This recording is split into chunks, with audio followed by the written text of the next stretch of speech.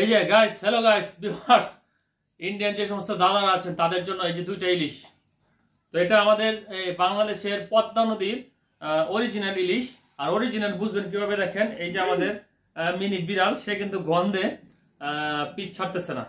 তো ও আমার আগেও দেখেন পিচ ছাড়তেছে না, তার মানে আমি কিন্তু প্রচুর স্মেল পাচ্ছি। পদ্মার যে আসল ইলিশটা, সেটার যদি আপনি স্বাদ গ্রহণ করতে চান তাহলে কেবলমাত্র আমাদের বাংলাদেশে পাবেন, এছাড়া কিন্তু আপনারা ইন্ডিয়াতে বসে এই স্বাদটা গ্রহণ করতে পারবেন না।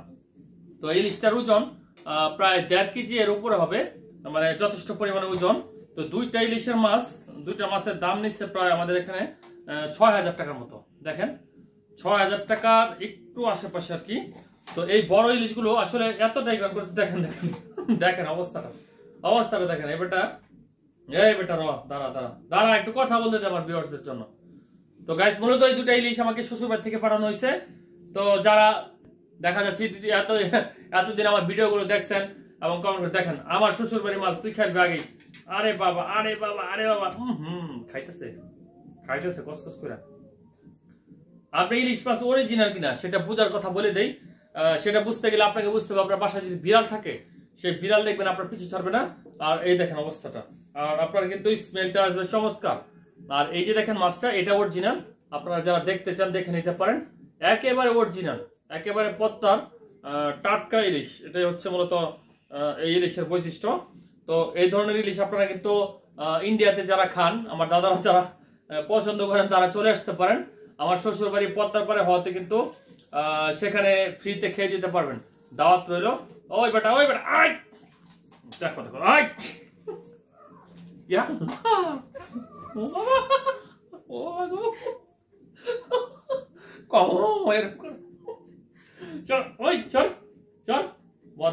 আমার শ্বশুর বাড়ির মাছ তুই খাস দেন অবস্থাটা এদিকে দিছে।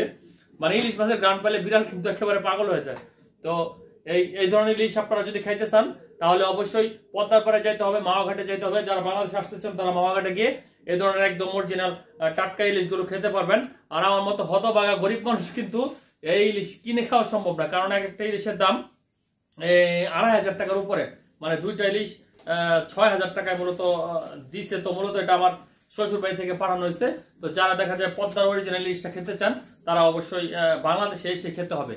আর যে সমস্ত দাদা ভাইদেরকে দাওয়াত দিয়েছিলাম, নিমন্ত্রণ করেছিলাম, যদি আসতে চান অবশ্যই কংগ্রাচুলেশন, আপনারা চলে আসতে পারেন। এবং এই ধরনের ইলিশগুলো ভেজে সরিষা ইলিশ করে যেভাবে খেতে চান সেভাবে কিন্তু খাওয়া সম্ভব। তো সবার নিমন্ত্রণ হলো।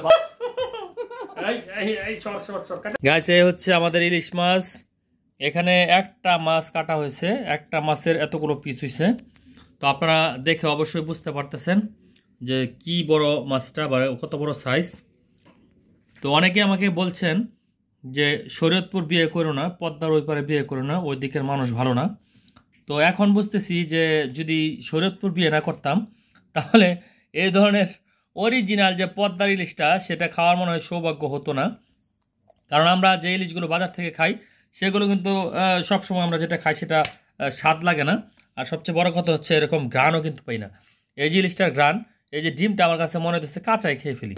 তো এই ধরনের ইলিশ কিন্তু অবশ্যই শরীয়তপুরের এবং দেখা যাচ্ছে যে পদ্মার পাড়ে, বিশেষ করে মাওয়া ঘাটে আসলে কিন্তু এই ইলিশগুলো পাওয়া যায়।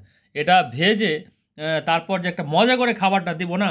আর শ্বশুরবাড়ির জন্য দোয়া করবো যারা পাঠাইছে, যেন তাদের মেয়ে আরও কয়েকটা বিয়ে করতে পারি, এই তৌফিক যেন আল্লাহ দেয়। ওয়াও, স্পাইসি মচমচে ভাজা ইলিশ, দেখতেই মনটা ভরে যাচ্ছে। গাইস, এমন একটা স্মেল আসতেছে যেটা বলে বোঝানোর মতো না, এত সুন্দর গ্রান। তো লুবনীয় একটা গ্রান, যে গ্রানটা আমি মনে হচ্ছে যে মানে ধরে রাখতে পারতেছি না। তো বিড়ালকে আর কি বলবো, নিজেই রাখা সম্ভব হচ্ছে না। তো এটা এখন আমি খাবো। তো যদি কেউ খেতে চান, আশেপাশে থাকেন, তাহলে অবশ্যই আমার বাসায় চলে আসতে পারেন। আরও আছে, সেগুলো ভেজে আপনাদেরকে খাওয়ানো হবে। ধন্যবাদ সবাইকে।